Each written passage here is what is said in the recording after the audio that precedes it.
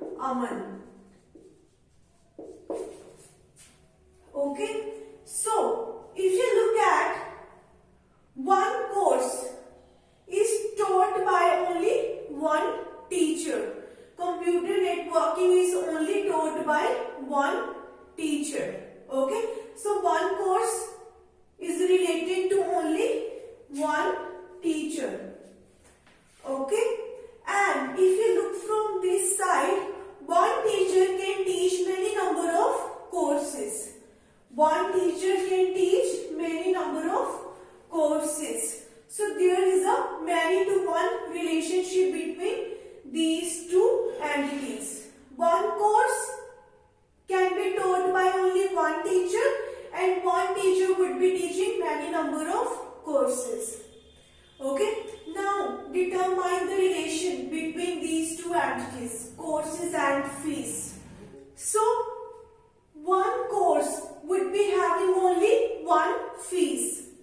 Okay, what is the condition? One course would be having only one fees. Okay, so if you are doing computer science and engineering, it is having some different fees. If you are doing MBA, okay, it would be having some different fees. So I just took here courses. Okay, it is not very much relevant with the fees, but let's, for the sake of example, try to understand that one course is having one corresponding fees. Okay, one course is having one fees. Okay, and one fees is corresponding to one course. Okay, so what I am assuming? I am assuming that each and every course is having some fees. If you want to enroll yourself in computer networking, it is having some fees. If you want to enroll yourself in operating system, it is having some different fees. So there is a one-to-one relationship between the course and the fees. Okay. So now let me take the attributes of these entities. Firstly, we have student ID. Let's suppose we have student name. Okay. We have course ID. We have course name. Okay. We have teacher ID. We have teacher name. So if you look at these three entities are actually strong entities. All these three entities are independent and they all are strong entity. Okay. But if you look at this fees is actually your weak entity. It is completely dependent on the course table. If course doesn't exist, you don't need to keep the fees table. Okay, you will be deleting the fees table. What is the use of keeping fees table without having any courses? So this entity is completely dependent on the course entity. So we have a fees value attribute here. Okay. So now let me convert this ER model into the relational model. Okay. So how I will be converting it? Firstly, what we will be doing? I already told you that for each and every entity we have in ER model is going to be converted into the table. Okay. And if you have one-to-one relationship and one-to-many relationship, then you don't need to make table for this relationship. But if you have many-to-many relationship, then you would be making table for this relationship. Okay, so firstly I am making these four entities tables. Okay, I am converting these four entities into the tables. So first I have student entity, I have student ID, I have student name. Okay, next we have course entity. We have course ID and we have course name. Next we have fees entity. We have fees value. Okay, and next we have teacher entity. Teacher ID and teacher name. Okay, so we have converted these four entities into the four tables. So I hope that now you are clear that how to make the relationship between the two entities. Okay, till now we have not make any kind of relationship between these tables. Okay, so first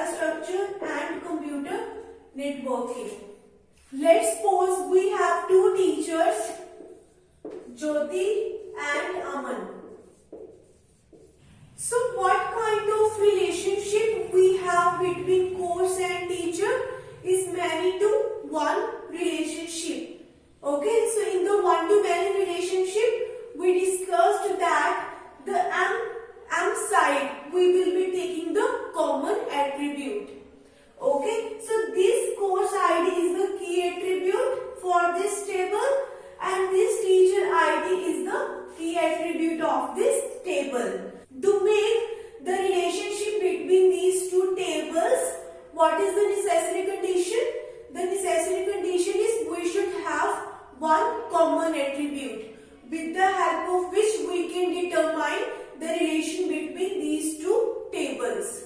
So which side we should be taking the common attribute? In this table we will be taking the common attribute, or in this table we will be taking the common attribute. So we discussed in one-to-many relationship that the mth side we take the common attribute. Okay, so the key attribute of this table would be using as the common attribute in this table. So Jyoti teacher is teaching operating system and data structure. Teacher Aman is teaching computer networking. This way we have established the relationship between course and teacher. With the help of this teacher ID, we can now determine that which teacher is teaching which course. Okay. So now we have made the relationship between these two entities. So now build the relationship between course and fees. So as fees is weak entity, it is not having its own key attribute. We have already discussed weak entities in the last videos. So what we will be doing in this case, the key attribute of the parent entity is going to be used in this fees table. Okay, so the key attribute of the course ID would be used as a common attribute in this fees table. So now you can determine, okay, let's suppose the fees of operating system course is 10,000. Fees of data structure subject is 15,000. Okay, and computer networking is 10,000. This way we are now establishing relationship between course and the fees table. We can determine that which fees is corresponding to which course. So now we can determine that what is the fees of your one particular course. So now let's make the relationship between student and the course entity. Okay, so there is a many-to-many relationship between student and course. Let's suppose we have two students, Arsh and Pooja. Okay, so what we will be doing to establish the relationship between student and course, we will be making a one separate table.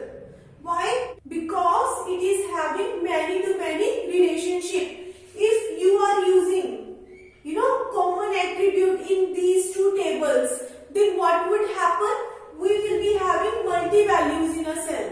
If we don't make separate table for the relationship and we are just using these two tables for making the relationship, then what happens? We will be having multiple values in a cell like this. Okay, if you are using the key attribute of course table in this table, then we would be having multiple values in the cell. But we don't prefer to have a multi-values.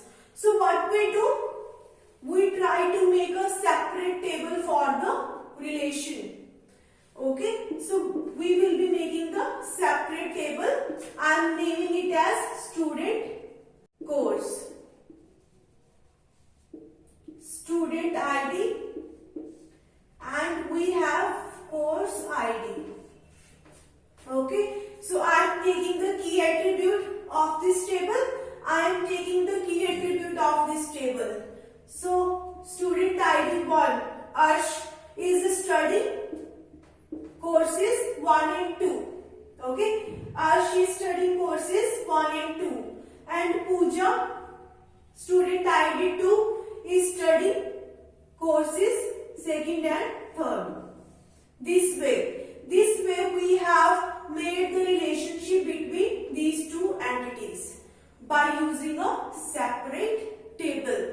Because if we don't use a separate table, then we would be having lot of redundancy in these tables. So we always try to avoid the redundancy or duplicacy.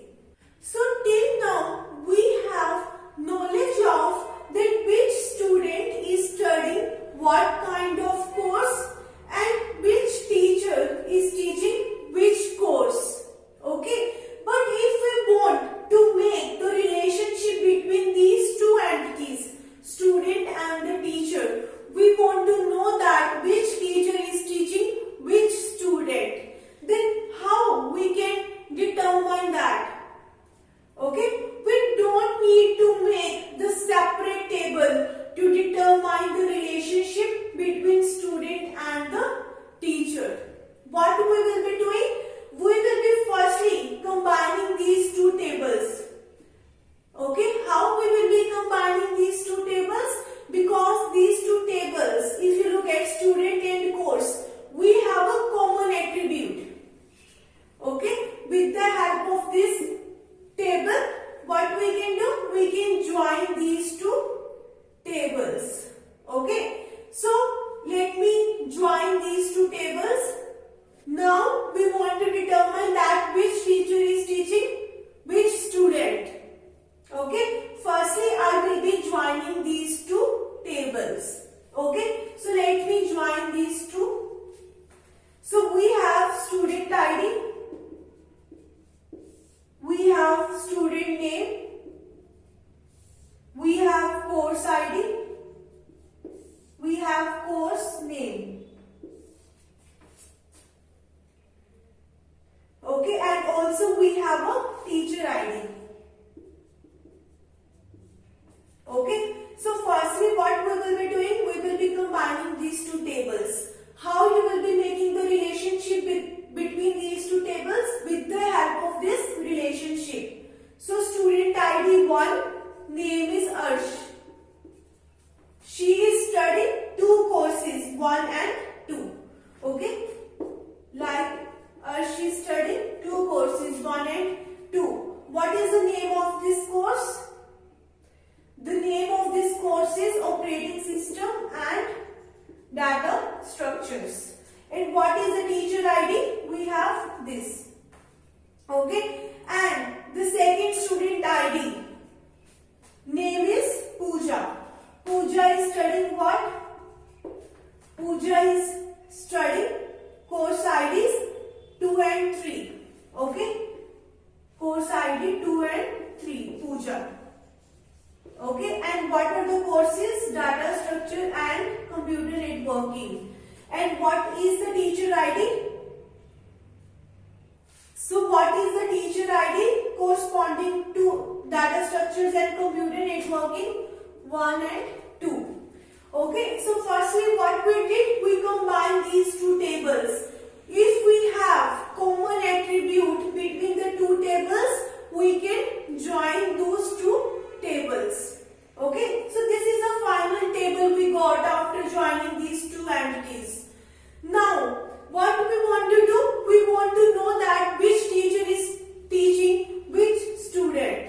So if you look at these two tables, we have one common attribute. Okay, in these two tables we have one common attribute. The common attribute is the teacher ID. So with the help of the teacher ID, what we can do? We can combine these two tables. Now let me show you.